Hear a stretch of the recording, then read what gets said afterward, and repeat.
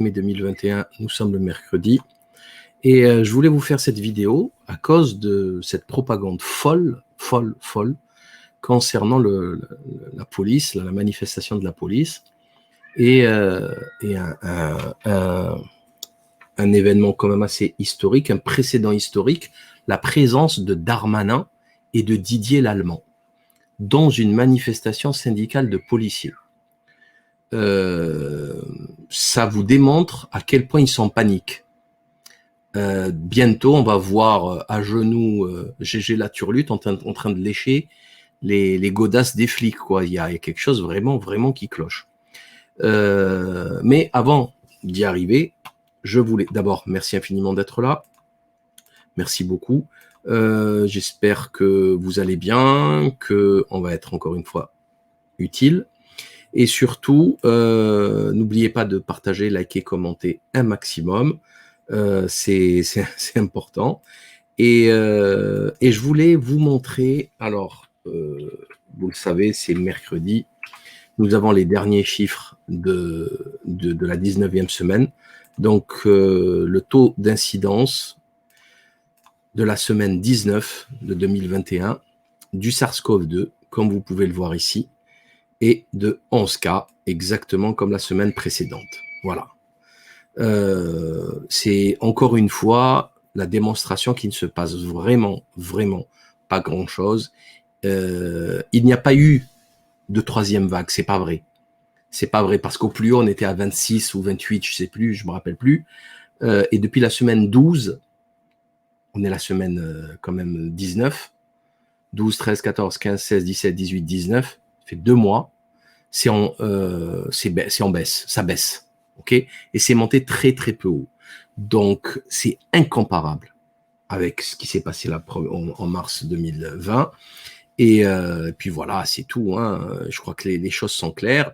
C'est vrai, enfin, c'est capital parce qu'il réouvre par rapport au taux d'incidence.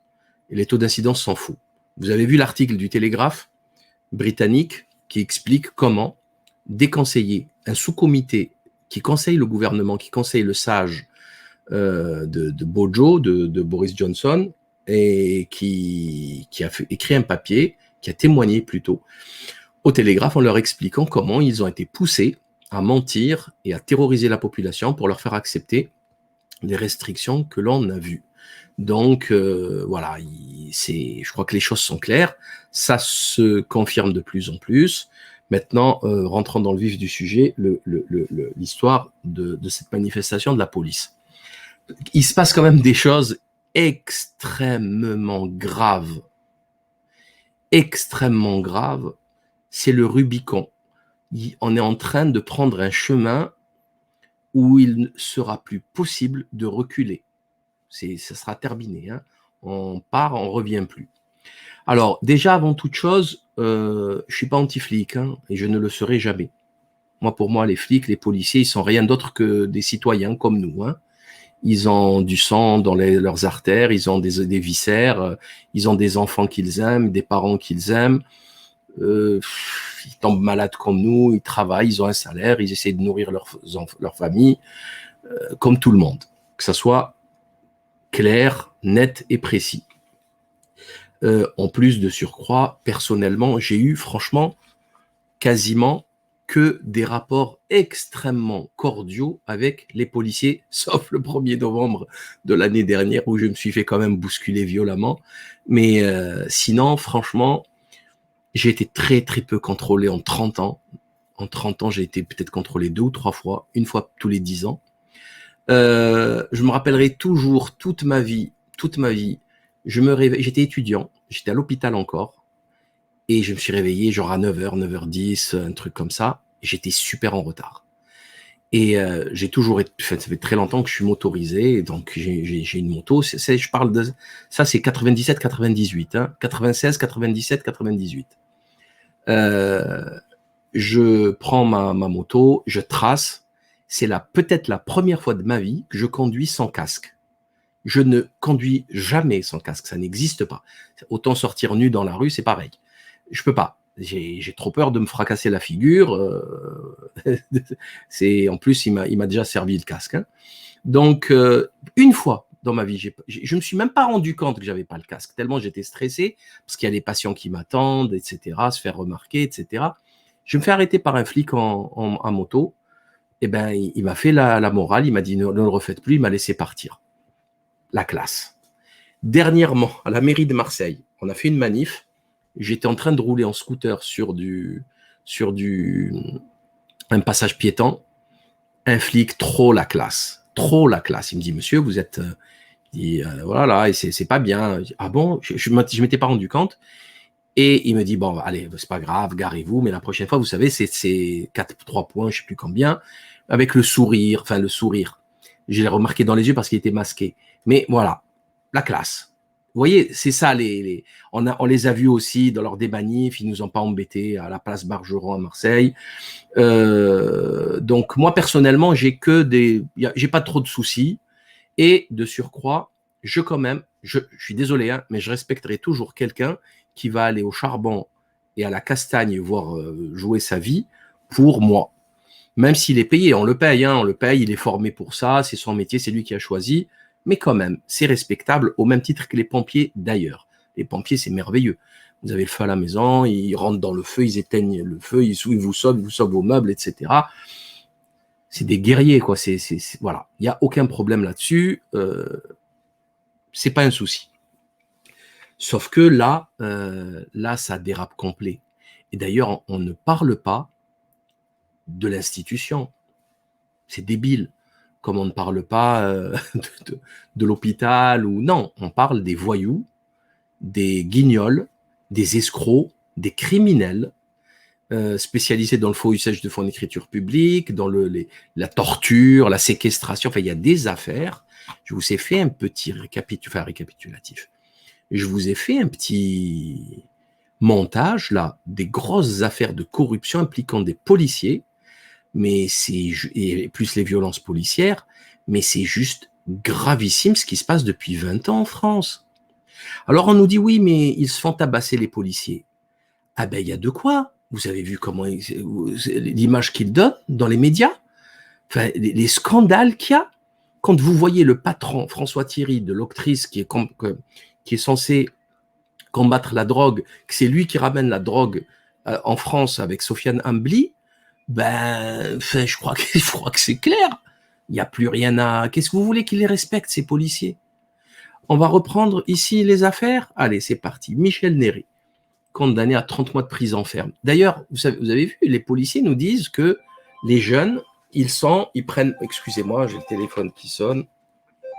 Les jeunes, ils prennent pas cher. Ils prennent pas cher au niveau des peines les délinquants, ils prennent pas cher au niveau des peines de prison. Moi, je veux bien. Mais eux non plus, ils prennent rien. Qu'est-ce qu'ils prennent? 30 mois. Le mec, il a été arrêté pour corruption, pour... En fait, c'était un grand flic avec des hautes responsabilités et il se fait choper, enfin, il tombe, enfin, il est impliqué avec la mafia juive lyonnaise, la taxe carbone, il veut jouer aux voyous, etc. Il prend 30 mois. Il est déjà dehors, Michel Néry. Michel Néry, normalement, hein, au minimum, si c'était un pays de normal, civilisé, au minimum, Michel Néry prend 30 ans. Au minimum. Voilà. Il a trahi sa fonction, il a trahi la confiance portée en lui. En plus, lui, c'est pas un gardien de la paix payé au lance-pierre. Hein. Lui, il avait un beau salaire, il n'avait pas à jouer dans ce truc. Bon. L'affaire François Thierry, ben, elle est là. Hein, elle est en cours de jugement puisqu'il est passé en première instance. Ben, c'est l'histoire de Sofiane Ambli. 7 tonnes. Je crois que c'était 7 tonnes de cannabis dans une camionnette dans les quartiers chics aux Champs-Élysées, un truc comme ça. Voilà. À part ça, tout va bien.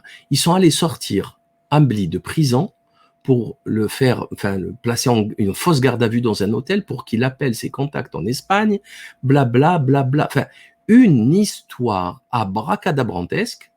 C'est qui? C'est le patron de la police, enfin le patron de l'organisme qui est chargé de combattre le cannabis. Vous comprenez pourquoi il ne se passe rien dans ce pays. Viol au 36 quai des Orfèvres. Vous vous rappelez la policière canadienne, là, elle a été violée au 36 quai des Orfèvres. Vol de cocaïne au 36 quai des Orfèvres, le prestigieux 36 quai des Orfèvres. 50 kilos de cocaïne. Le mec, il a volé 50 kilos de cocaïne, il a piqué toute sa famille, il voulait le revendre, il vivait quand même pacha. Enfin, il va dans les scellés de la police, il ressort avec des sacs, 50 kilos de cocaïne. Wow, c'est des millions d'euros.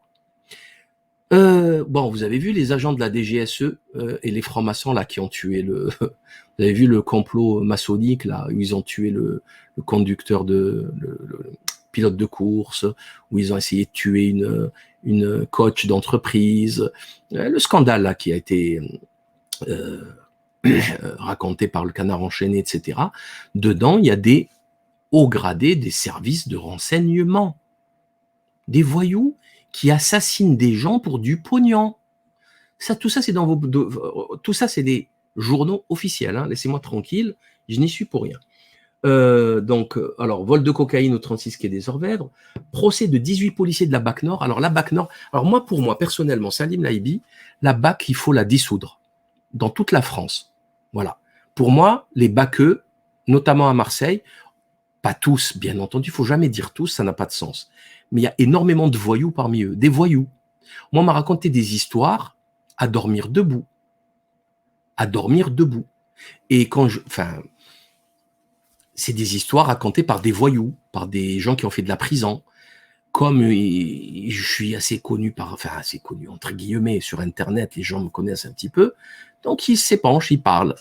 Mais des histoires, je ne sais pas si je vous l'ai déjà raconté, vous savez, quand il y a quelqu'un qui se suicide et il est dans une grande maison, qu'il est tout seul, il y a des policiers qui arrivent avec des détecteurs de métaux pour voir s'il n'y a pas des lingots cachés à droite à gauche avant de déclarer le décès.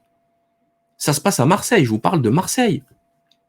Des histoires, des histoires, mais c'est gravissime. Le Var, un policier accusé de viol dans les toilettes du tribunal de Toulon sur une prisonnière. Saint-Nazaire, une policière condamnée pour avoir inventé des aveux de viol. Des aveux de viol. Faux usage de fonds d'écriture publique. Affaire de corruption à Toulouse, les 2 policiers mis en examen. Corse, un major de police top de la brigade de la brise des mers, ou je ne sais plus quoi, de la mafia locale, un major de police. Après, bon, il y a des affaires qui ont été jugées définitivement, il y a des affaires en cours, mais bon, les affaires de violence policière, alors là, emblématique, l'affaire Michel Zecler. Le gars, ils se mettent à 40 dessus, ils le massacrent pour rien, pour une amende. Il rentre chez lui en toute illégalité. Il le gaze chez lui. C'est totalement illégal. Il le violente, il le massacre, il l'emmène chez eux, ils font des faux usages de fonds d'écriture publique, et après tout s'écroule parce qu'il y a la caméra. Voilà. Après, on saura qu'il y a beaucoup d'extrême droite, des racistes, qui se partagent les photos de George Floyd étranglé, etc. Ils rigolent, ils font des blagues. Je vous rappelle quand même le comportement d'un grand nombre de policiers lors des manifestations des Gilets jaunes, et qu'on ne me dise pas, hein, attention, qu'on ne me dise pas, oui, mais les Gilets jaunes, ils sont violents, comment on appelle ça, les Black Blocs, ils sont violents. Ah non, ça marche pas comme ça, les amis, parce que, excusez-moi une seconde. Una segundo. Parce qu'en fait, ça se passe partout pareil dans le monde. Il y a des Black Blocs partout, en Allemagne, en Angleterre, mais il n'y a pas de casse comme en France. Et voilà, donc c'est qui déconne, c'est la police. Quand vous voyez, par exemple, comme ils nassaient les manifestants gilets jaunes, c'est ça qui crée la violence. Vous les laissez passer, ils passent leur chemin. Vous les nassez, vous augmentez la tension, et ça crée de la castagne, de la casse pour discréditer le mouvement, et ça a très bien marché. Bravo Didier Lallemand. Par contre, l'histoire note. Je vous rappelle que Didier Lallemand a dit à une gilet jaune, nous ne sommes pas dans le même camp. Didier Lallemand, le patron de la préfecture de police de Paris, a dit à une gilet jaune, nous ne sommes pas du même camp. Enfin, je crois que c'est adjugé vendu, là. C'est emballé, pesé, terminé. Donc, je continue. Affaire Zineb Redouane. L'affaire Zineb Redouane, c'est du Michel Zecler, mais en pire, parce qu'elle est morte. et qu'ils ont pareil falsifié tout, même les expertises médicales. Même les médecins, ils ont trouvé des médecins véreux. Elle arrive en Algérie, l'expertise médicale dit l'inverse. Voilà, elle a deux trucs, eux ils disent qu'elle avait un seul impact, etc. Voilà, ils l'ont gazée de chez elle, tout a été, enfin voilà, normal, et comme si de rien n'était, elle est morte comme ça, pour rien. Rémi Fraisse, voilà, il a eu pour seul tort de manifester pour la nature. Après, ils vont nous enquiquiner, ils nous prennent la tête pour le climat. Et quand il y a des citoyens qui manifestent pour la nature, etc., à Nantes, pour l'aéroport, je crois, si ma mémoire est bonne, ben, il est mort, ben, c'est pas grave. Bon. Chouvia, j'étouffe. Il est mort. C'est quoi ce délire? C'est quoi ce délire? Le mec, c'est un travailleur. C'est pas un gilet jaune. Il travaille. Il est en scooter, il bosse. Un bon gars, avec une famille. Tu l'attrapes, tu l'étouffes, il crève. Et les mecs, ils continuent à travailler. Il n'y a pas de sanction, il n'y a rien. C'est pas. On parle de morts d'hommes, là, les quatre derniers. Adama Traoré, c'est pareil. Pareil. C'est exactement la même chose. Ils ont dû le bousculer. Bimbo. On pourrait rajouter Ziad Bouna, on pourrait rajouter plein d'autres histoires. Et vous le savez aussi que je suis extrêmement sévère envers la racaille, les voyous. Je suis extrêmement sévère. Je suis plus sévère que vous, mais légalement. Pas de règlement de compte de cow-boy. On n'est pas dans le Far West. Légalement, avec des lois claires. D'ailleurs, on nous explique, ces policiers, qu'ils font la manif. Et par contre, la bonne nouvelle, c'est que Darmanin a été hué, violemment hué. D'ailleurs, on va essayer de choper la vidéo pour vous la montrer. Darmanin a été, conspué avec Didier Lallemand. Et ça me semble hyper important à montrer. Alors, share screen, tac, tac et tac. Voilà. Vous entendez, j'espère.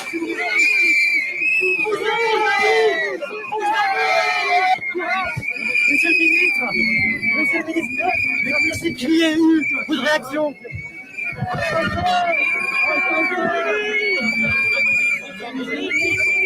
C'est mon signe de respect, viens vous voir. Je sais que c'est très difficile. On a le boulot, on l'a au cœur. Je sais bien. Et vous savez très bien que les Français me soutiennent. Et c'est difficile, vous avez raison.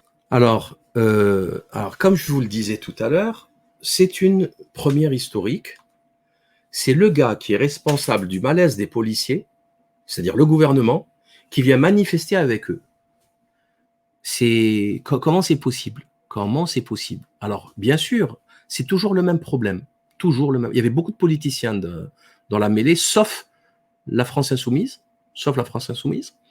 Il y avait beaucoup de politiciens qu'on n'a pas vus pour les gilets jaunes, qu'on n'a pas vus pour les pompiers, qu'on n'a pas vus pour les médecins.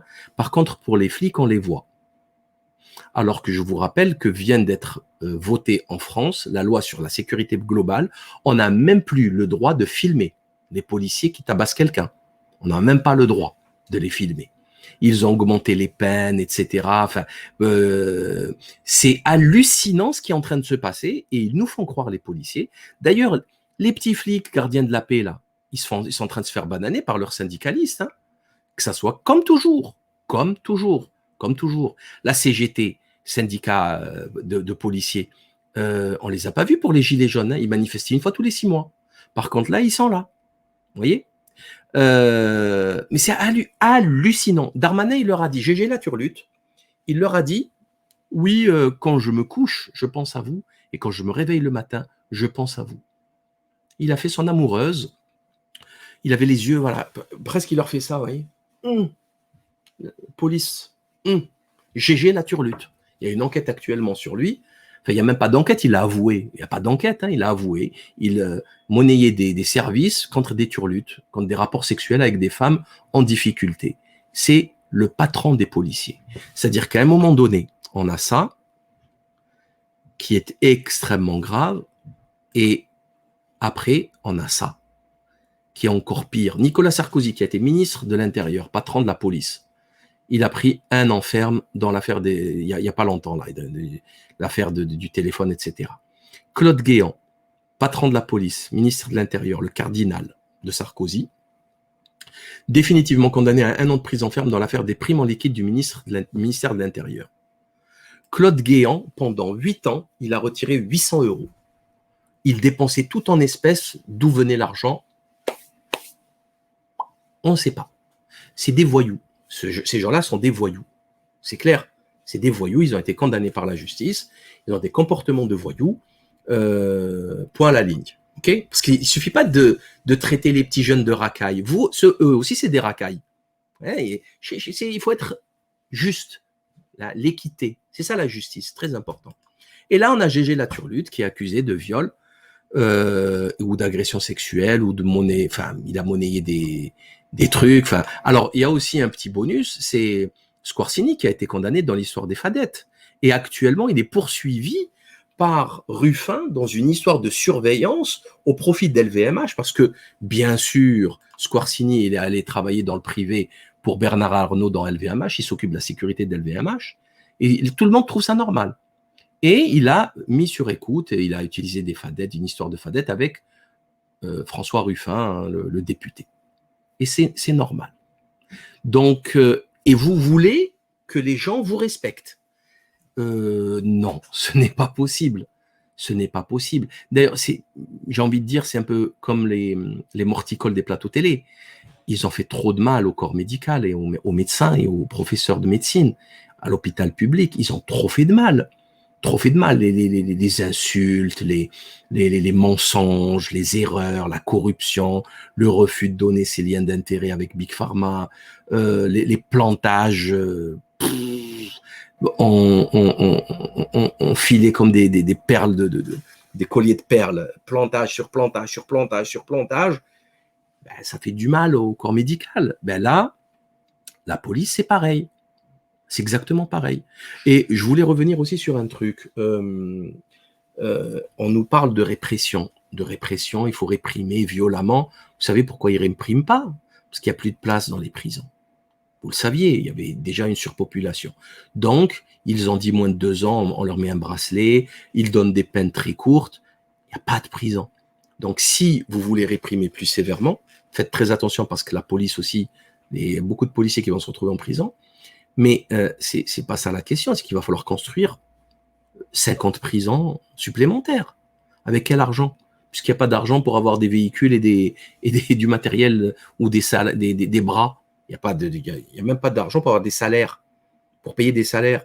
Comment ils vont construire des prisons? Et autre chose, on va mettre tous les Français en prison? C'est un projet de société, ça?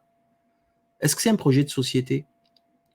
Quand est-ce qu'on va parler de la destruction de la jeunesse par un modèle américain ultra-capitaliste, d'une vulgarité, d'une violence qui est promue par les élites? Hein, c'est qui Pierre Bélanger, Skyrock? C'est qui? Il s'appelle pas Mamadou, il s'appelle pas Farid, hein, il s'appelle Pierre Bélanger. Hein. Et son père, c'était un très proche de Gaulle. Hein. C'est pas des guignols. Sa mère qui était écrivaine, etc. Et pourquoi ils font la promotion du caca en boîte comme ça? Pourquoi ils font la promotion du twerk, de la drogue, des armes, du whisky sur des fesses de femmes en jetant des billets? Pourquoi ils font ça? Pourquoi ils font croire aux enfants? Pourquoi la télé-réalité? Pourquoi la télé-réalité? Tout le monde sait maintenant, il y a eu plein de scandales, c'est que des prostituées ou des quasi-prostituées, la drogue à gogo, cocaïne, alcool, il y a du harcèlement, de la magie noire, de la sorcellerie, enfin, il y a eu des scandales avec les anges de la télé-réalité et toutes ces clowneries. Tout le monde le sait ce que c'est. Voilà, tout le monde sait ce que c'est. On leur donne des sous pour coucher avec des gars, parce que en fait, ils font les civiliser, ils font les émanciper avec la liberté de la femme, etc. Mais en fait, tout ceci, c'est du pipeau. Il y a juste des petits culs et des gros seins en string et en petites culottes à mettre au service des étalons qu'il y a dans la villa pour filmer ça, pour faire baver la jeunesse et tout le monde. C'est ça l'histoire. Il n'y a rien d'autre. C'est d'une vulgarité, c'est de la pornographie en fait. Et les gars, ils intellectualisent, il n'y a rien. Et maintenant, on le sait. Il y a eu le scandale de la magie noire, de la sorcellerie, des sorts de vaudou. Il y a la cocaïne, les drogues. Bref, c'est quoi? Pourquoi vous faites ça? L'abrutissement au niveau de l'école, hein, la musique, le cinéma, les jeux vidéo, la violence, la drogue, hein, avec des policiers véreux qui n'arrêtent pas le trafic de drogue, les jeunes se droguent de plus en plus jeunes, avec enfin, c'est un projet de société tout ça. Ça c'est un vrai projet de société. Donc si à partir du moment où vous transformez les jeunes en sauvages, hein, et qui veulent gagner 15 000 € par mois sans rien faire, donc, étant donné qu'ils ne pourront pas les faire, ils vont se trouver un moyen de le faire en pratiquant des choses illégales. C'est un projet de société mortifère. Et ce projet de société, il est imposé par les élites. Parce qu'ils veulent humilier l'humanité. Parce qu'ils veulent vous voir plus bas que terre. Ils veulent vous voir comme des serpillères. Vous voyez? C'est ça leur projet. Je le vois. Ils veulent aussi se servir dans ces masses de jeunes filles et de jeunes garçons désœuvrés. Hein, eux, ils arrivent avec leurs belles voitures, leurs beaux salaires, leurs beaux costumes, et ils vont se servir dans cette masse qui était inaccessible avant. Avant, c'était inaccessible. Là, maintenant, il y en a des millions des jeunes qui sont prêts à se prostituer pour si peu. Est-ce qu'il y a une somme pour laquelle on serait prêt à se prostituer? Ben non. Ben non, puisque on parle de dignité. Bref. Et là, je voulais vous montrer aussi un truc. Regardez-moi ça. Regardez-moi ces guignols. Voilà. Alors là, ils sont venus manifester pour la police. Donc Zemmour, qui est un voyou, multirécidiviste qui appelle à la haine contre les musulmans. Ok. Alors je vais fermer ce lien comme ça, voilà. Jean Messia, bon, ben, son commentaire, lui, je ne comprends pas pourquoi il n'a pas été condamné 48 fois, c'est un mystère. De Villiers, bon, vous connaissez, ça me peine un peu de le rappeler, mais il a une histoire de famille quand même extrêmement lourde, puisqu'un de ses enfants a violé son frère. Et bon, on va dire, il n'est pas responsable, même si c'est le père, il aurait dû mieux éduquer ses enfants, surtout le violeur. Mais le problème, c'est qu'ils ont défendu le violeur. Ils n'ont pas défendu la victime. Du coup, son fils, le plus petit, la victime, il s'est cassé au Canada pour s'éloigner de cette famille qu'il estime indigne de lui, enfin, son commentaire. Donc, ces gens, je sais pas, ces donneurs de leçons de morale, ben non, parce que, attention, hein, en filigrane, qu'est-ce qui se passe en filigrane? En filigrane, c'est les bougnoules, c'est les arabo-bamboulas qui tapent sur les gentils flics parce que c'est des sauvages, c'est le grand remplacement, bien sûr. Ils ne vous donneront jamais les chiffres je sais pas moi, des milliers, des dizaines de milliers de pédocriminels qu'ils n'attrapent pas. D'ailleurs, ça serait bien aussi qu'on en parle un peu. Vous savez, Michel Fourniret, il a violé, il a violé, tué, fait disparaître je ne sais combien de cadavres pendant des décennies en France. C'est les Belges qui l'ont attrapé. C'est les Belges qui l'ont attrapé. Ça fait 25 ans qu'il est en prison, Michel Fourniret, enfin un peu moins, 20 ans, 15 ans qu'il est en prison, Michel Fourniret. Ils n'ont pas réussi à lui sortir les vers du nez. Bravo, la police et la justice, bravo. La pédocriminalité, c'est pareil. Jeffrey Epstein, il arrive en France, il fait ce qu'il veut, il s'en va.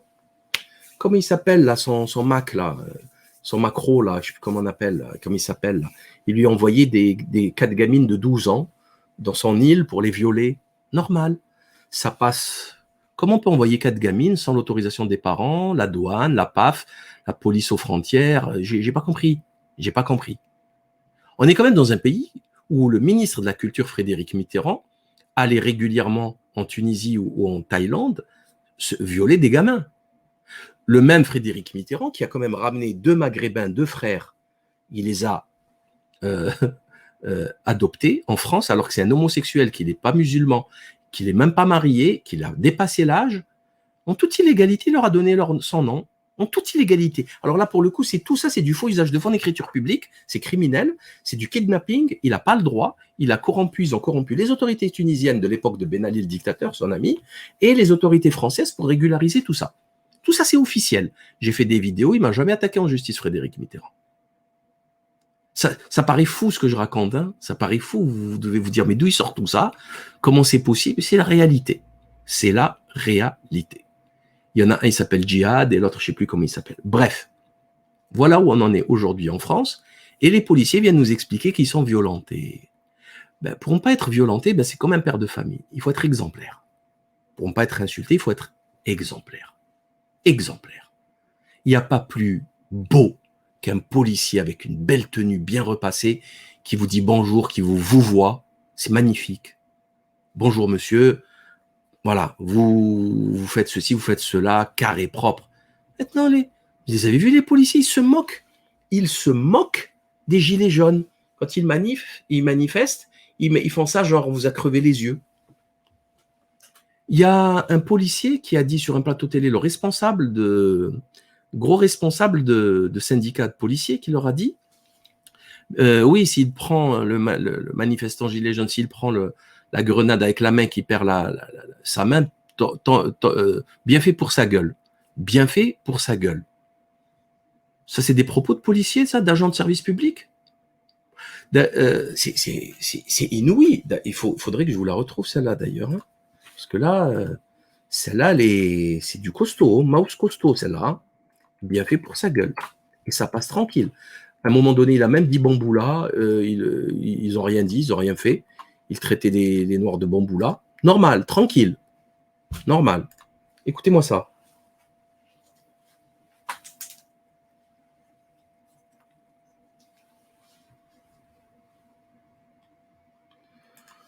Voilà, je vais être très cru, mais c'est bien fait pour sa gueule. Il parle d'un être humain, un jeune, qui manifeste parce qu'il crève la dalle, qui veut pas se choper un... D'ailleurs, vous savez que les grenades de désencerclement, il y a du TNT dedans, plusieurs grammes de TNT dedans qui sont extrêmement dangereuses et qui ont arraché, même sans les prendre, qui ont arraché des pieds, parce qu'ils les jettent, en fait, il y a des techniques de jet de ces trucs, ils les respectent pas, et ils les jettent au milieu des foules, et ben, si c'est proche ça peut décapiter une tête, en fait, hein, ça peut vous décapiter si ça explose là.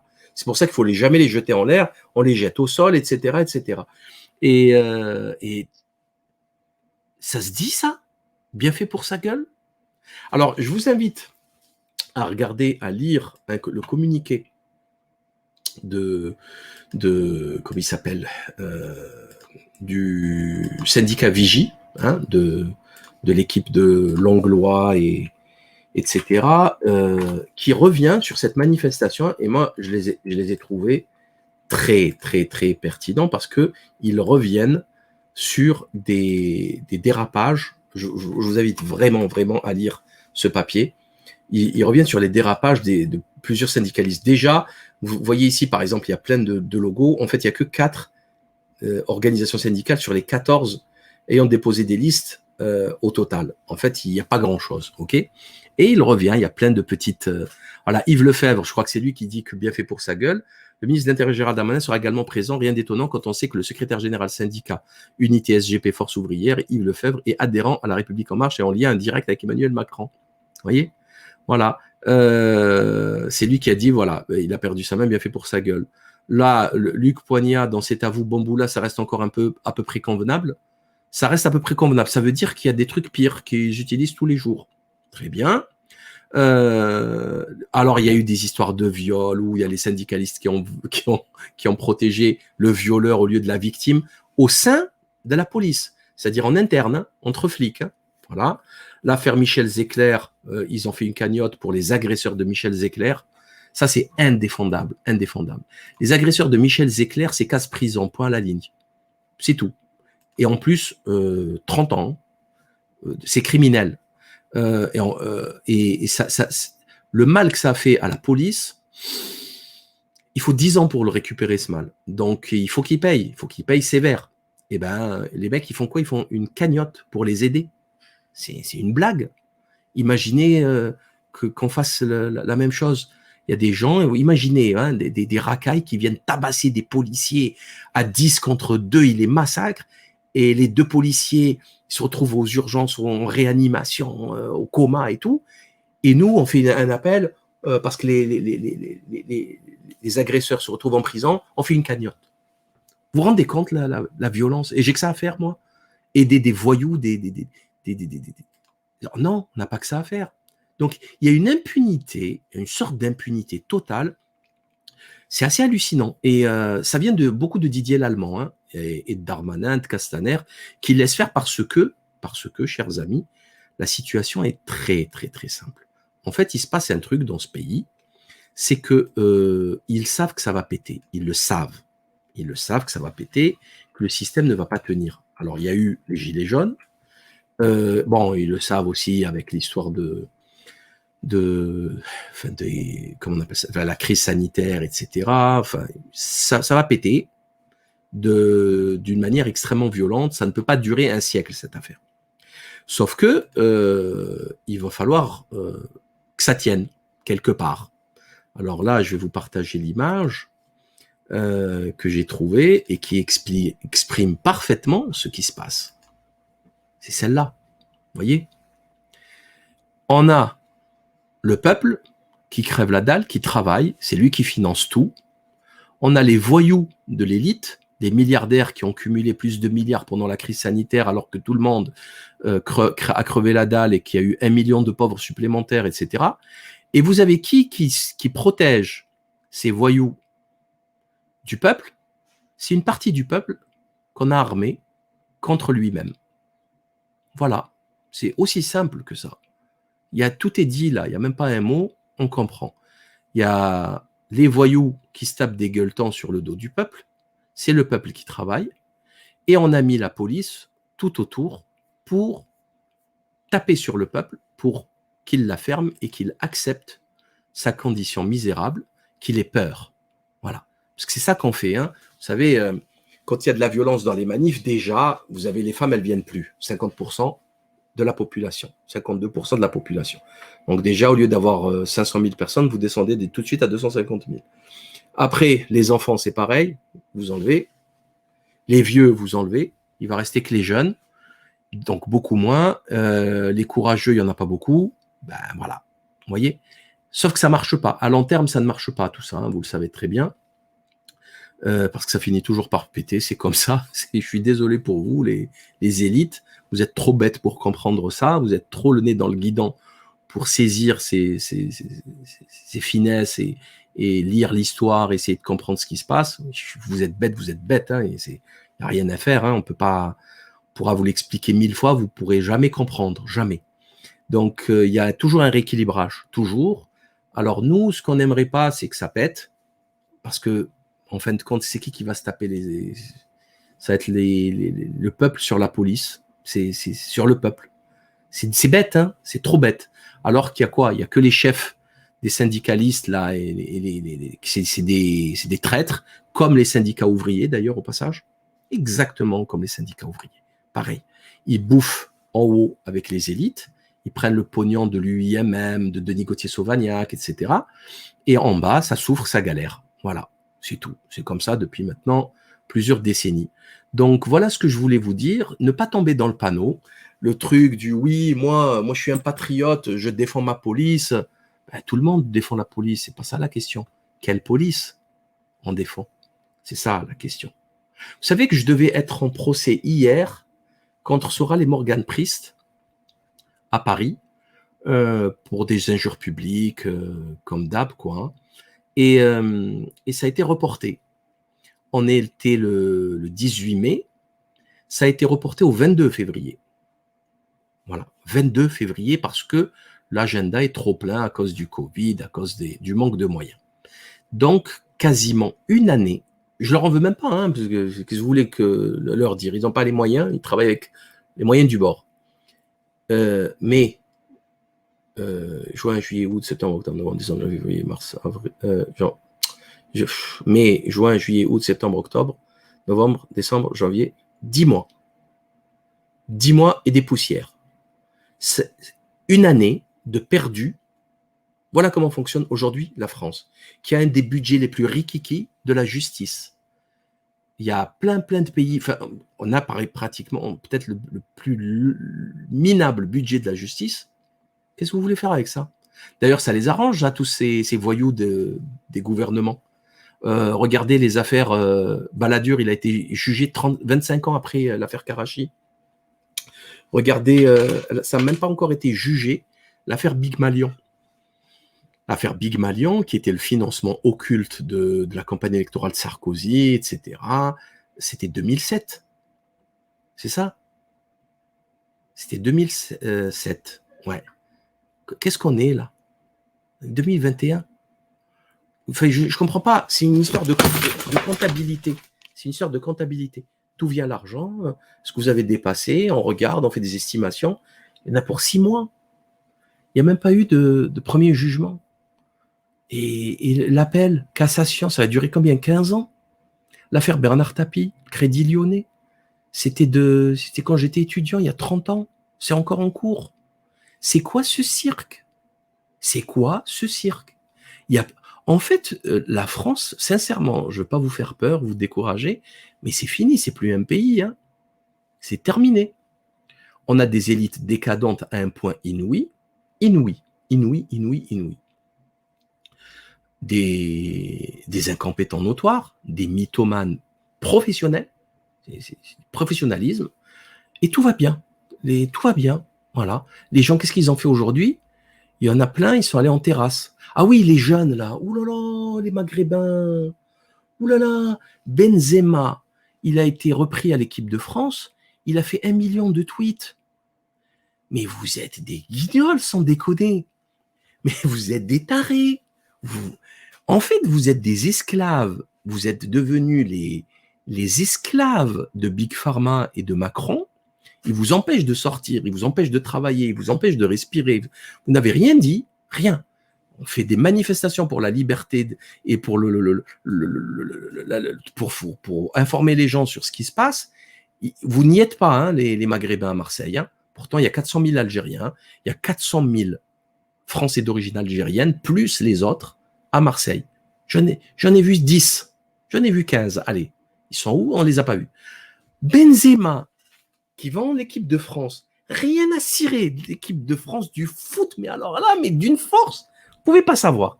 Actuellement, mais alors là, rien à cirer. Des mecs qui, ouais, super, mais vous êtes des clowns, sans déconner. Des clowns. Mais vous, en fait, il y en a, ils méritent leur servitude. Hein. Ah oui, des esclaves, vous êtes des esclaves. Franchement, vous êtes des esclaves. Vous n'êtes pas les seuls entre nous, hein. Tous des esclaves. Hein. On était 200 la dernière fois dans une ville d'1 million d'habitants. Je crois que c'est clair. Tout le monde est terrorisé, tout le monde a peur, tout le monde a soit peur de la maladie, soit peur de la police, soit peur. Ils ont tous peur de quelque chose, perdre leur job, perdre ceci, perdre cela. Mais sans déconner, se manifester autant pour un joueur de foot qui gagne des millions d'euros alors que vous habitez dans des cités dégueulasses, à 15 km du centre-ville, que vous êtes traités comme des moins que rien, franchement, comme on dit au bled, moyna alikum. Moyna alikum. C'est comment ne rien faire pour sa propre liberté, sa dignité, l'avenir de ses enfants, et faire autant de tintamarre pour un joueur de foot. Et quand vous n'aurez plus rien à manger dans votre assiette, appelez Benzema, il va vous payer le beefsteak. Voilà ce que je voulais vous dire. Je vous invite vraiment à lire le papier du syndicat Vigie, qui est très, très intéressant. Merci infiniment pour votre attention. Je vous rappelle le procès contre Saïd Saadi le 28 mai au TGI de Marseille, au tribunal judiciaire de Marseille, à 8h30. Donc, n'hésitez pas à venir assister. Likez, commentez, partagez. Merci infiniment à toutes les équipes qui gèrent le Telegram, aux modérateurs. Merci aussi à l'équipe qui gère le Discord. Merci à tous de nous aider. Merci aux tipeurs. Merci à tous ceux qui nous font des dons. Merci. Si vous voulez nous aider pour la justice, c'est l'association ADSL. Tous les liens sont en dessous. Vous pouvez cliquer. Et je vous dis à ciao. Et comme il disait l'autre, la PPD, pareil, là, agresseur professionnel de gonzesse, PPDA. Comme il disait, ciao, bonsoir. Likez, commentez, partagez. Ciao.